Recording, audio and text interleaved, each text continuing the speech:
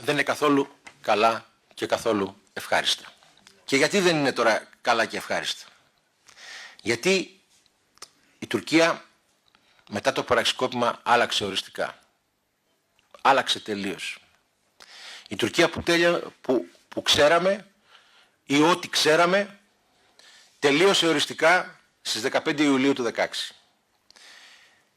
Έπαψε να είναι κοσμική, έπαψε να έχει μια δυτικόστροφη συμπεριφορά, έγινε πια ισλαμική και εθνικιστική.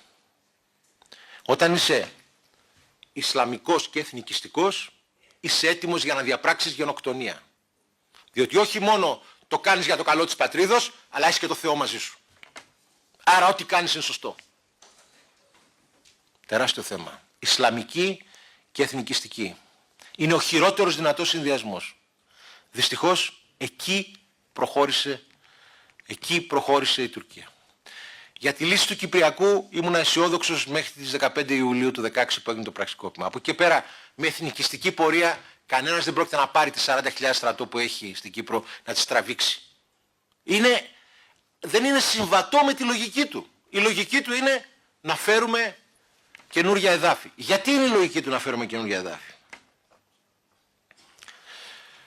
Διότι ο Ερντογάν, κύριοι, αυτό λένε οι πληροφορίες μας, το 2014 αντιμετώπισε έναν καρκίνο του παχαίου σεντέρου, ο οποίος εγχειρίστηκε και φαίνεται θεραπεύτηκε στο μέτρο που θεραπεύονται αυτοί οι καρκίνοι, ξέρετε, που εξετάζουν τις μεταστάσεις και όλα αυτά. Ο Ερντογάν είναι ένας άνθρωπος, ένας χαρισματικός ηγέτης, ο οποίος όμως έχει πολύ περιορισμένη μόρφωση και πολύ βαθιά πίστη. Δεν έχει τελειώσει τίποτα, έχει τελειώσει ένα θρησκευτικό γυμνάσιο. Αυτό του έδωσε την αίσθηση ότι είναι θεόσταλτος. Ότι στάλθηκε στη γη και ο Θεός του επέτρεψε να ζήσει για ένα σκοπό.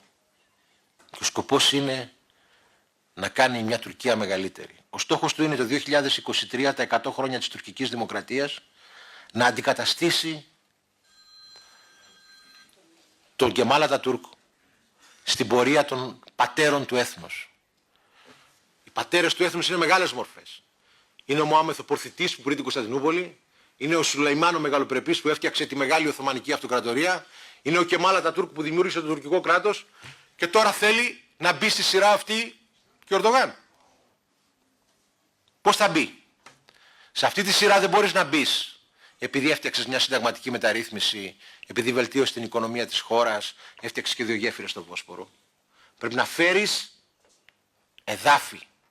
Γι' αυτό μπήκε και μιλάει και λέει, ξέρετε, είμαστε 770 εκατομμύρια, η τουρκική Οθωμανική Αυτοκρατορία στο τέλος ήταν 2,2 εκατομμύρια τετραγωνικά χιλιόμετρα. Ο όρκος, να ξαναγυρίσουμε παλιά, θέλει εδάφη. Από πού θα πάρει τα εδάφη? Δύσκολο να τα πάρει από εμάς. Πάρα πολύ δύσκολο. Θα ματώσει πάρα πολύ άσχημα και ξέρει πολύ καλά ότι δεν πρόκειται να... Προσπαθεί να τα πάρει από τον νότο του. Το Αφρίν, το Ιράκ και τη Συρία. Όλο το παιχνίδι αυτό είναι. Να επεκταθεί εκεί πέρα κάτω. Να τους φέρει εδάφη. Για να μπορέσουν με αυτόν τον τρόπο να πάρει τη θέση που επιζητάει στο Πανθεό.